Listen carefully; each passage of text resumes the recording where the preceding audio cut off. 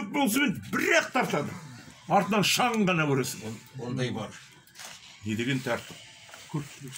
Не деген көзсіздік? Ол ұлтжанды ма? Ұлтжанды емес. Ол өзін-өзі көрсетіп, сосын көршілеріне айтып, мені көрдіңдер, мен ана жерде сөйледім, телефонына салып алып былай көрсетіп. Сондықтан тағы да тілеймін, денсаулықтарыңыз мықты болсын.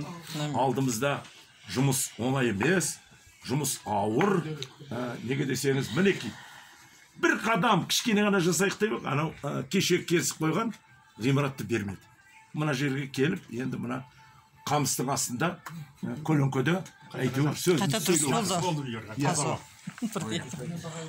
Арман қарайда біздің алдымызда мына мафия шығады, аяғымыздан шалады, кедергі жасайды. Бірақ оның барында біз өту керек, аман өтуіміз керек, дұрыс өтуіміз керек. Мен айтып отырғам жоқ. Шал кет, Назарбаев кет, Тоқаев кет, не біреуіңе Аманбай кел деп атқам жоқ. Біздің мақсатымыз жерді сақтап. Арман қарай сайлауда дайындалып, заңды өзгертсек, нақты демократия енгізсек, оны да қолдаймыз.